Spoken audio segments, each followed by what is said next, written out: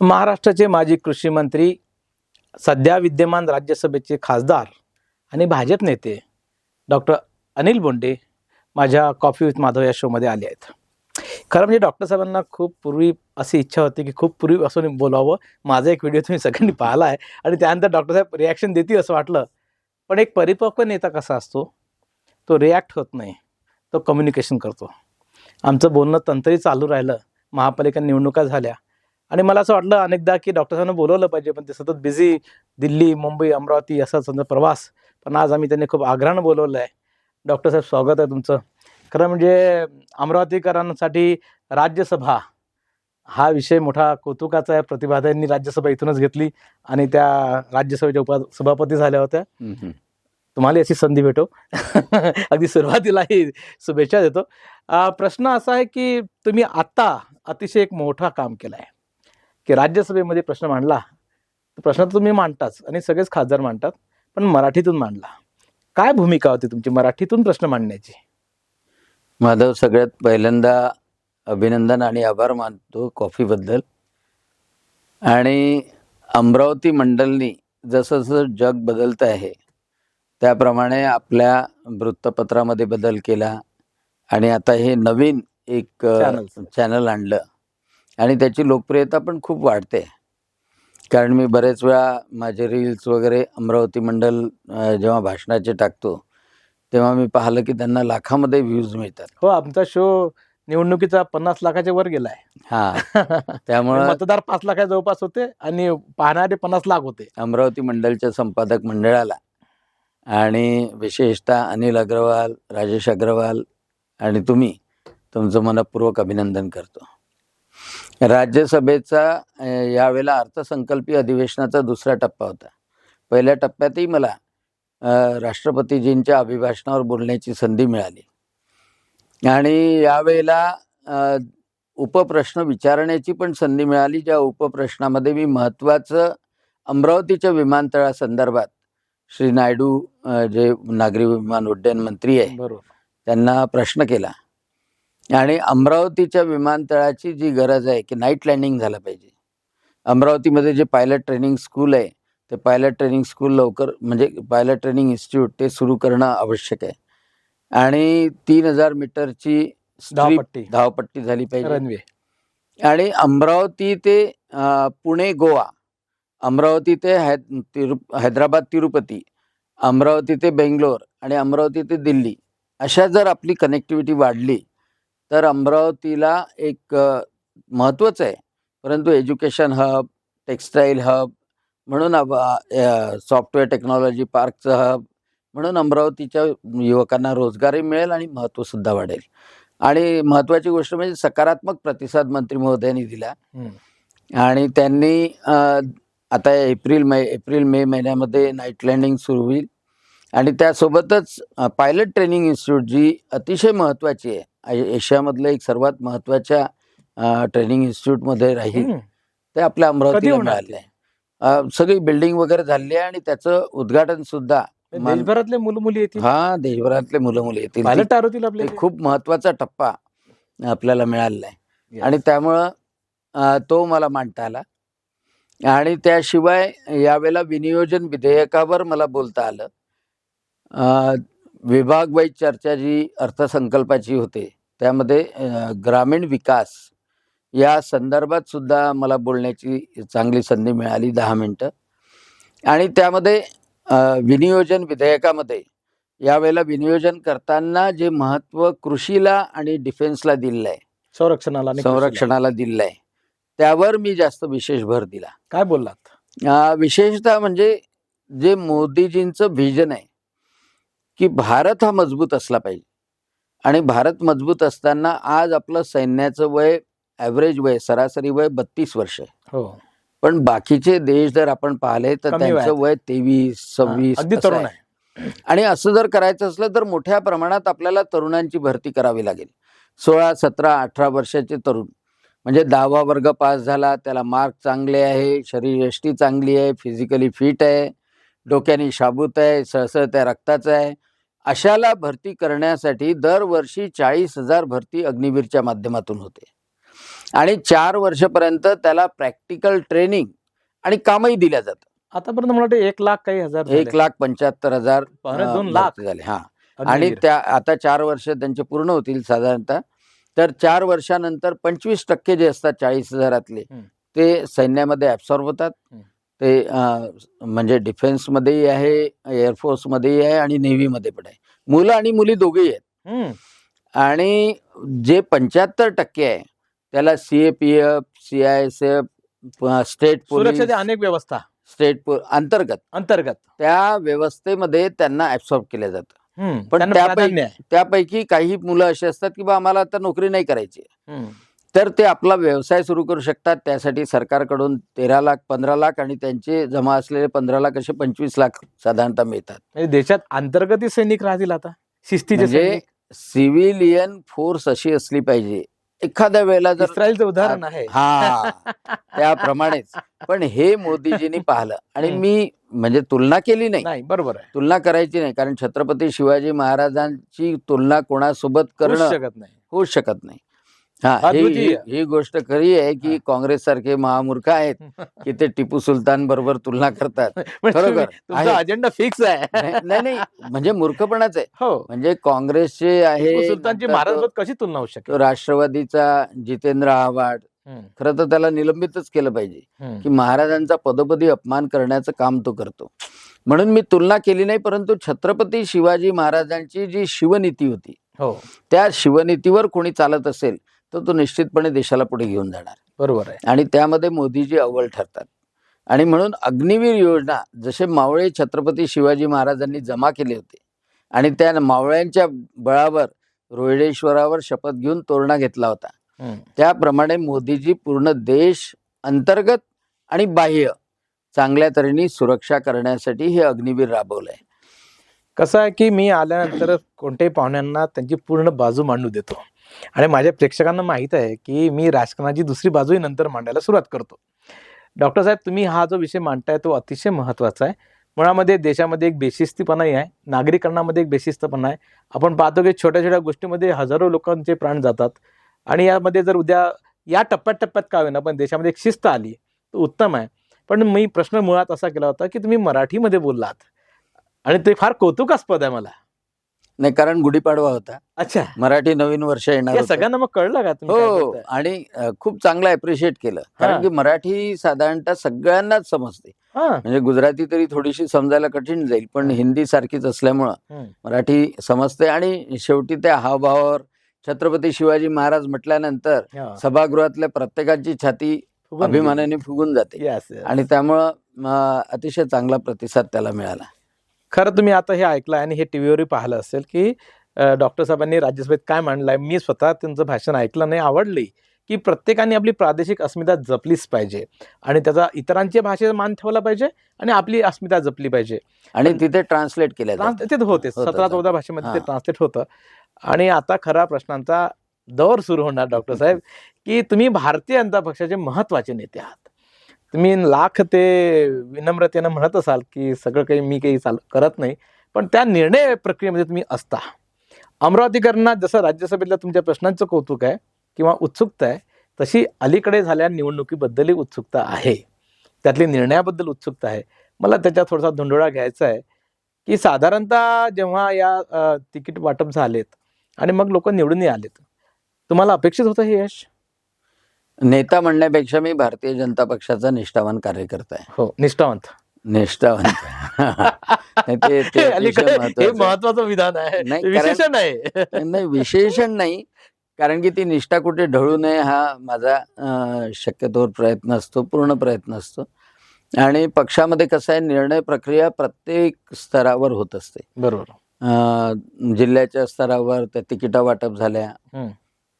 त्यावेळेला कोर कमिटीनी किंवा पालकमंत्री चंद्रशेखरजी बावनकुळे, कुटेजी यांनी सगळेच जण चांगलेच असतात, पण तो निर्णय घेताना जे काही होतं, मागच्या वेळेला 45 निवडून आल्या होत्या. हं. आणि अपेक्षा ही असते की प्रत्येक जण जे भारतीय जनता पक्षाशी संबंधित आहेत, हं. युती करतात, तर एक वेळा युती झाल्यानंतर वगैरे सगळेजण एकत्र येतील आणि पक्षाचा प्रचार करतील. पण नाही घडू शकलं ते. नाही घडू शकलं तर त्याचा परिणाम थोडा हे झाला की 45 वरून 25 वर आलो. 25 वर निवडून आलो, परंतु त्यानंतर मित्रपक्ष राष्ट्रवादी, शिवसेना, स्वाभिमान हे सगळे मिळून मग एक सरकार चांगलं स्थापन झालं की सरकार स्थापन झालं, कारण अमरावतीला ते आवश्यक होतं. मी ते परंतु वारंवार म्हणत या होतो. प्रचाराच्या मध्ये खरं तुम्हाला बोलवायचं होतं, पण तुम्ही एवढे व्यस्त होता. एकदा असं झालं की तुमच्याकडे एकदम फोकस झाला, एक सभा झाली अशी. काय हम्म. त्याबद्दल तुमचं निरीक्षण काय राहिलं? नाही मी काय पाहिजे तसं? नाही, कारण कसं असतं की कार्यकर्त्याच्या ज्या भावना आहे, बरोबर आहे. कार्यकर्त्याच्या मनात जो संभ्रम आहे हम्म. तो शक्यतोवर कोणीतरी दूर करायचा असतो. एखाद्या वेळेला असं कटुता पण घ्यावी आमच्याकडे लागते. सोर्स सांगत होते की तुम्हाला वरून सांगण्यात आलं की तुम्ही असं बोला. हे नाही, खरं आहे? असं काही नाही. तुमची आत्मप्रेरणा होती? कोणी सांगितलं वगैरे नाही, परंतु कार्यकर्त्याच्या ज्या भावना होत्या, हम्म. त्या कार्यकर्त्याच्या भावना की सगळेजण सोबत असले पाहिजे. कारण ती लोकसभेची निवडणूक असो, विधानसभेची निवडणूक असो किंवा महानगरपालिकेची कार्यकर्त्याची निवडणूक असो, हम्म. त्या निवडणूक लढणाऱ्याच्या त्या अपेक्षा असतात की एक वेळा तिकीट मिळाल्यानंतर सगळ्यांनी माझ्यासाठी काम केलं पाहिजे. बरोबर. होतं असं अनेक वेळा, म्हणजे माझ्याही आयुष्यात झालं नाही असं नाही की एखादा उमेदवार आपल्याला वैयक्तिक आवडत नाही हम्म. किंवा वैयक्तिक त्याच्याबद्दल आपलं मत चांगलं अनुकूल नसतं. नसतं, परंतु शेवटी पक्षासाठी शेवटी त्या कमळाचा प्रचार आपल्याला करावा लागतो. Correct. आणि ते केलं नाही तर त्याचे परिणाम वाईट होतात. म्हणजे जसं लोकसभेमध्ये 240 झाले हा. आणि इथेही 25 वर आलो, हा. तर असं व्हायला नको. पण कारण- डॉक्टर तुम्ही खूप संयमानं नेहमी प्रतिक्रिया देता आणि त्यावेळेस ही दिली. हम्म. तुम्ही आजही संयमानं आणि सावध बोलत आहात. आमच्या दर्शकांना ही अपेक्षित नाही आहे खरं म्हणजे, कारण तुमच्यावर ज्या पद्धतीचा हल्ला झाला तो सावध हल्ला नव्हता. नाही, घरातले जे कोणी असले त्यांच्याबद्दल म्हणजे मी तुटून पडतो जास्त काँग्रेसवर, मी तुटून पडतो पण MIM तुमच्यावर वर, व्यासपीठावर कोणतरी तुटून पडलं होतं. MIM वर, याच्यावर तेव्हा काय वाटतं तुम्हाला? याच्यावर तुटून पडण्यात मला जास्त आनंद हो, वाटतो. तो बरोबर आहे. ते विरोधी पक्ष आहे. घराच्याच अंतर्गत लाथाड्या करायच्या हा. त्या गोष्टी माझं मन सांगत नाही. आणि त्यामुळं म्हणजे जरी ते आता त्या माझ्या भाषणानंतर बोलण्याचा काय उद्देश होता हे मला शेवटपर्यंत कळलं नाही, परंतु तुम्हाला माझं तेव्हा सांगणं react काय झालं? तुम्ही जेव्हा स्टेजवर होता तुमचा फील काय झाला? अरे असं हा असा फील झाला? हा अंदाज तुमचा असं- चुकला की त्यांचा चुकला? मला असं म्हणजे वाटतं की- नवनीत राणांचा चुकला काय? मी ते नावाचंच सांगतो की डॉक्टर साहेब बोलले होते कार्यकर्त्या वतीनं की तुम्ही पक्षाचा प्रचार केला पाहिजे वगैरे. काय विधान होते डॉक्टर साहेब तुमची तेव्हा? नाही, मी सगळ्यांनाच हे एक आव्हान केलं होतं, कोणाचं नाव घेऊन नव्हतं केलं. हा. की कोणीही असलं तरी म्हणजे आपण निवडणूक लढवलं असलो किंवा नसलो तरी एक वेळा तिकीट दिल्यानंतर आपण पक्षाचा प्रचार केला पाहिजे, निवडून आणलं पाहिजे, कारण की त्याचे दूरदर्शी परिणाम होतात. करेक्ट. आणि त्यामुळं माझा स्वतःचा भाऊ जरी विरोधात असंच बोलला असला तुम्ही काहीतरी. किंवा त्याचा पक्ष दुसरा असला तरी मी त्याच्या बाजूने उभं राहणार नाही, हम्म. मी पक्षाच्या सोबत उभं राहील असं मी म्हटलं होतं. पण तुम्ही असं म्हटल्याबरोबर तुमची भगिनी उभी राहिली हा हा. आणि एकदम अगदी मोर्शीपर्यंत त्या पोहोचल्या. नाही, तुमचं ठीक आहे. तेव्हाची रिॲक्शन काय होती मनातली? एक राजकारणी म्हणून ठीक आहे, परंतु तरी काय रिॲक्शन होती? रिॲक्शन असं असतं की तुम्हाला आश्चर्य आपल्याला नाही आश्चर्य की अपेक्षित होतं? अपेक्षितही नव्हतं आणि आश्चर्यही नाही वाटलं, दोन्ही गोष्टी पण झाल्या. आम्हाला असं तो समज होता नाही, की तुमचं म्हणजे आलबेल सुरू आहे आतून, पण ते नाही वाटलं नाही अजूनही चांगलंच आहे, अच्छा. अजूनही चांगलंच आहे, म्हणजे अजूनही चांगलं आहे. आणि मी हेही सांगतो की समजा जर माझ्या मताप्रमाणे जर ऐकलं, हा. स्वतःचे जर आपण म्हणजे आपल्यावर जुन्या हा. गोष्टी घडतात, बरोबर. घडत नाही असं नाही, हम्म. पण त्यावर जर आपण नियंत्रण ठेवलं आणि हम्म. पक्षासाठी काम केलं तर फळ जास्त मधुर मिळतं. अच्छा, जे आता फळ मिळाले नाही त्याबद्दल बोलताय? नाही, त्याच्याबद्दल नाही बोलत, पण फळ कोणालाही चांगलं मी मधुर विचारलं मिळतं. तुम्हाला. कोणालाही नाही, मधुर मी फक्त प्रश्न करतोय, बाकी फळ उत्तर म्हणजे तुमच्याकडे आहे. पक्ष त्याची जाणीव ठेवतं. पण मग हा जो काही घोटाळा झाला, म्हणजे एकंदरीत गडबड झाली, तिकीट वाटपमध्ये गडबड झाली, नंतर आरोप प्रत्यारोप झाले. एक निरीक्षण म्हणून माध्यमांचं असं माझं मत आहे की रवी राणा जे काही भूमिका घेत होते हे भाजपला कळत नव्हते की हे पहिले समझोता करतात आहे असं म्हणतात आहे. समझोता त्यांनी केला आणि पुन्हा तो सोयीस्कर पद्धतीने तोडून 3 वरून 15 वर गेले. हे त्यांचं यश म्हणाल, त्यांची विविनीती म्हणाल, की हे त्यांनी केलेला विश्वासघात म्हणाल, काय म्हणाल तुम्ही त्याला? ठीक आहे, ते क्षणिक खूप चांगलं वाटतं.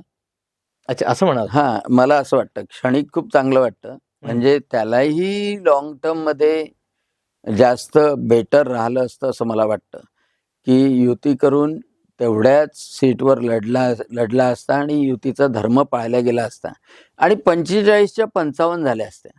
हम्म. इमॅजिन करा हो की सगळे एकत्र राहिलं असतं, 45च्या 55 झाल्या असत्या. बरोबर. तर डॉक्टर बोंडेलाही फायदा झाला असता, त्यांनाही फायदा झाला असता, पण त्यांना सगळ्यांचा. त्यांचा पक्ष वाढवायचा होता.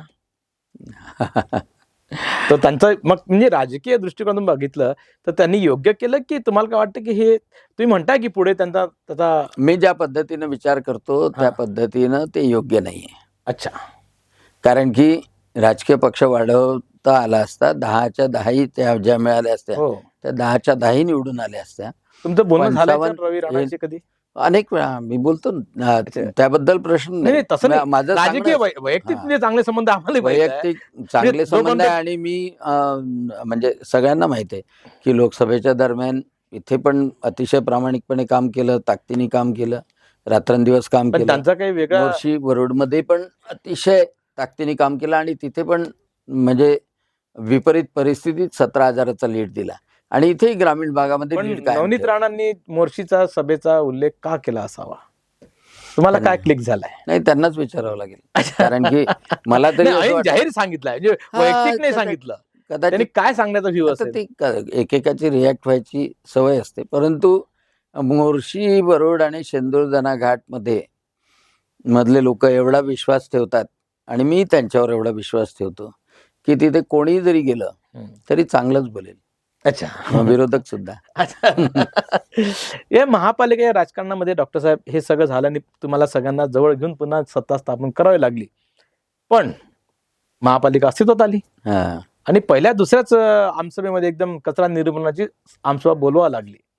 ती सगळी सभा तुम्ही बघितली असेल, जवळपास 12 तास हे सगळे लोक बोलले. पण त्यांचा सगळ्यांचा आक्षेप असा आहे की मागील 4 वर्ष प्रशासक बसला होता आणि त्या प्रशासकांनी वाटोळं केलं या व्यवस्थेचं. ही गोष्ट तर खरी आहे, कारण आताच्या ज्या म्हणजे आयुक्त आहेत त्या म्हणजे चांगल्या आहेत. सौम्य चंद्र. सौम्या चांडक शर्मा त्या अतिशय प्रामाणिकपणे काम करतात आहे, पण त्याच्या अगोदरचे कलंत्री पण बरे होते, पण त्याच्या अगोदरचे जे होते काय आष्टीकर हरकत आहे नाव घ्यायला. हा. अतिशय वर्स्ट माणूस. कसं म्हणजे वस्त? बस म्हणजे पैसे खाण्यात, नंतर महानगरपालिकेला त्यांनी अक्षरशः वेठीस धरलं. खरं म्हणजे अशा माणसावर कारवाई व्हायला पाहिजे. मी पण लिहिलेलं आहे त्याच्यावर. हो का? हा, पण सरकार सरकार दरबारी तर पण मग आपलंच पाठवलं. होतं ना. रिटायर झाले ना, मग आता त्याची चौकशी अरे, सुरू होईल. तुमच्या त्या काळात सरकार आपलं नव्हतं. त्या काळात उद्धव सरकार ठाकरेंचं नव्हतं, उद्धव ठाकरेचं होतं आणि त्यांनी पूर्ण त्यांना कोणी आणलं होतं इथे? ते आता म्हणजे- तो शोधाचा विषय आहे. त्यावेळेला मी काही खासदार नव्हतो, बरोबर आहे. परंतु एक गोष्ट नक्की त्यांनी आहे खूप की नुकसान केलंय. खूप नुकसान केलं अमरावती शहराचं. आता माझं म्हणणं ऐकायचं आहे, त्या दिवशी पालकमंत्री बावनकुळे साहेबही होते महिला दिनाच्या आदल्या दिवशी, आणि त्या दिवशी ज्ञानेश्वर सांस्कृतिक सभागृहामध्ये हे निश्चितपणे म्हटलं गेलं की फक्त पहिलं प्राधान्य स्वच्छतेला दिलं पाहिजे. कोण कॉन्ट्रॅक्टर येतो त्याच्याशी मला काही घेणं देणं नाही, म्हणजे लोकांनाही काही घेणं देणं नाही, परंतु त्या कॉन्ट्रॅक्टरनी कोणाचे लावायचे आहे, लोक कोणी काम करायचं आहे, पण स्वच्छता ही अतिशय प्राईम गोष्ट आहे आणि ही महत्वाची गोष्ट आहे की अजूनही स्वच्छतेवर लक्ष कमीच दिल्या जात आहे असं मला वाटतं. बरोबर. अजूनही खूप सुधारणा झाली असं नियोजन नाही वाटतं. झालं अजून. अजूनही नियोजन झालेलं नाही आणि त्यामुळे पूर्ण 24 आवर्स जर परिश्रम करायचे असेल, सगळे नगरसेवक, महापौर, स्थायी समिती, उपमहापौर त्यांनी आणि नगरसेवक आणि आयुक्त यांनी संयुक्तपणे नियोजन करून पहिल्यांदा स्वच्छतेवर लक्ष द्यायला पाहिजे. आणि दुसरी महत्वाची गोष्ट सेफ्टीसाठी आपण CCTV साठी प्रयत्न करतोय. सगळ्यांनी CCTVच्या संदर्भात केलं पाहिजे, कारण अमरावती सेन्सिटिव्ह शहर आहे. बरोबर. आणि तिसरं मग पर्यावरणाच्या संदर्भात, आरोग्याच्या संदर्भात, शिक्षणाच्या संदर्भात. आता मी जेवढच्या शाळेला 2.5 कोटी रुपये टाकून घेतले जिल्हा नियोजन मधून आणि ती शाळा अतिशय सुंदर होईल, परंतु बाकीच्या शाळा तशाच आहे. तर शिक्षणावर, कारण गरिबाचे पोरं शिकतात. करेक्ट. आम्ही शिकलो स्कूल बेलपुऱ्यात शिकलो, त्याच्या अगोदर नगरपालिकेच्या शाळेत शिकलो, बरोबर. म्हणून टॅलेंट यामधून येतं. पण या गोष्टीवर जर दुर्लक्ष होत असेल तर ते काही योग्य नाही. नाही, एकूण महापालिकेचा हा जो गोंधळ चालू आहे, म्हणजे आपले सरकारहून आता बऱ्यापैकी वेळ झाला आहे आणि तरीही कचऱ्याचा विषय आपण सॉल्व्ह करू शकलो नाही. कचऱ्याचं करू शकलो नाही, पण आता अलीकडची आमसभा जी झाली त्यामध्ये 5 संकुल आहे आपले, आणि 5 संकुलामध्ये गेल्या 30 वर्षामध्ये भाडं वाढलेलं नाही, नवीन लीज करार झाला नाही, 79 लोकांनी परस्पर दुकानं विकली. यावर शासन म्हणून कोणाचं लक्ष नव्हतं का? किंवा महापालिकेच्या असलेल्या अधिकारांवर शासन म्हणून तुमच्या सगळ्यांचं लक्ष नाही का? निश्चितच समजा नसेल आणि आता जर वाढवत असतील किंवा आता जर त्याच्यावर विचार होत असेल तर तो स्वागताचा आहे. कारण की आता पाठीमागे काय झालं, आता ते जर उकरून काढत गेलो तर पाठीमागे अनेक लोक होते पण त्याचा उपयोगही होणार नाही. बरोबर. म्हणून आता निवडून आलेले आहेत ते काय काय करू शकतात. म्हणजे अनेक महानगरपालिका आहे, जशी इंदोरची महानगरपालिका आहे ती आजही स्वच्छ आहे. कारण की प्रत्येक त्या लोकांनाही सवय पडलेली आहे की स्वच्छ आपलं शहर ठेवायचं. आणि त्यामुळं आजपासून आपण काय सुरुवात करू शकतो हे आपल्याला पाहायला काही हरकत नाही. आता पाठीमागचं सगळं काढून त्याला उपयोग नाहीये. म्हणजे आजपासून जरी आपण नियोजन दिलंय महापालिकेला? निश्चितच रोजचे पत्र आहे माझे, तुमच्याकडे पाठवून देतो. आताही मी माझं पत्र रोल काय आहे सध्या? नाही, शेवटी काय आहे की सांभाळायचं त्यांना आहे. माझं पत्र आहे की अमरावती शहरामधल्या खुल्या जागा संरक्षित केल्या पाहिजे. बरोबर.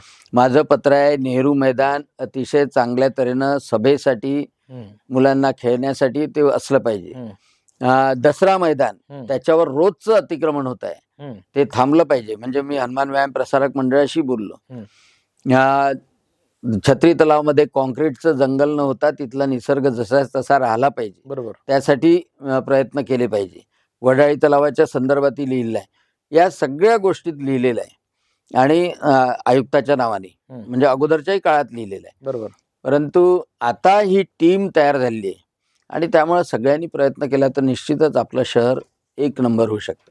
आपल्या शहरात एक चांगले काही ॲसेट्स आहेत, जसे छत्री तलाव आहे, वडाळी तलाव आहे. अगोदर चर सुद्धा चांगले होते. आता आमच्या केडियानगरमध्ये चर होता, प्रशांत नगरमध्ये चर होता. अगोदरच्या नगरपालिकांनी चर बुजवून टाकले. हो. म्हणजे आपण म्हणतो आता पाण्याचे विकेंद्रित साठे तयार करा, यांनी बुजून टाकले. आता कोणाकोणाचं नाव घ्यायचं त्यावेळेसचे सत्ताधारी. करेक्ट. त्याच्यामुळे ते झालं, ते सोडून चालायचं. आता पुढे पुन्हा तसं होऊ नये. तुमच्या काळामध्ये आता म्हणजे तुम्ही पाठपुरावा करत असावेत. आता पंजाबराव देशमुखचा एक एज्युकेशन हब, देशमुख साहेबांच्या नावाने एक हब होते आहे, किंवा आता नवीन सरकार हे सगळ्या योजना आणते, तुमचा या सगळ्यांमध्ये सहभाग असतो. पण पक्ष म्हणून भाजपकडे तुम्ही पाहताना त्याच्यासाठी तुम्ही काय करतात? कोणत्या तुमच्याकडे भूमिका दिली आहे की इथली बांधणी अजून व्यवस्थित झाली नाही, विस्कळीत आहे, असं वाटतं का तुम्हाला? बांधणी विस्कळीत नाहीये. नाही, ज्या पद्धतीचं यश मिळालं नाही त्याच्यावर ही बांधणी जरा विस्कळीत झाली आहे.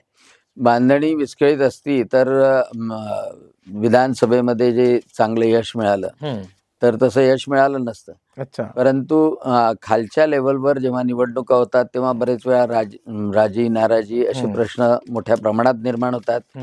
अनेक प्रभाग स्तरावर ताकदवान लोक अपक्ष म्हणून सुद्धा उभे राहतात, त्याचाही परिणाम होतो. परंतु म्हणजे व्यवस्थित झाली नाही असं म्हणत नाही, परंतु यापेक्षा मजबूत व्हायला पाहिजे हे निश्चित आहे. आता अमरावतीला 2 खासदार आहेत, तुम्ही राज्यसभेचं नेतृत्व करत आहात आणि अनेक योजना आणतात आहे. आमचे सध्या विद्यमान खासदार तिथे भेटतात का तुम्हाला? दिल्ली नाही भेटतात, त्याचा प्रश्नच नाही. त्यांनी शकुंतलेचा प्रश्न विचारला. शकुंतले संदर्भात मी सातत्यानं पाठपुरावा करतोय. पहा, विरोधी पक्षाचा असो किंवा सत्ताधारी पक्षाचा असो, अमरावतीसाठी जो कोणी काम करत असेल तर त्यासाठी निश्चितपणे मी त्याच्यासोबत आहे. आणि त्यामुळं बळवंतराव वानखेडेंनाही तेच प्रश्न, म्हणजे त्यांनी जर विमानतळाचा मांडला, मी विमानतळाचा मांडला तर ती ताकद डबल होईल ना. बरोबर. त्याच्यामुळे अमरावती शहराचं नुकसान होणार आहे का? बळवंतरावांशी यांची जरा तिथे दोस्ती आहे आणि हे डॉक्टर साहेब मात्र देशभर आणि आपल्या मतदारसंघात सुद्धा सतत काँग्रेसवर हल्ला करतात. ते काँग्रेसवर हल्ला का करतात? लव जिहादबद्दल डॉक्टर साहेबांची एवढी प्रखर मतं का आहेत आणि ते हिंदुत्वाचा भाजपचा चेहरा आहे का? हे सगळं जाणून घ्यायचं. एक छोटासा ब्रेक आणि ब्रेकनंतर पुन्हा भेटू राष्ट्रीय मुद्द्यांवर, सामाजिक प्रश्नांवर आणि हिंदुत्वाच्या चेहऱ्यावर.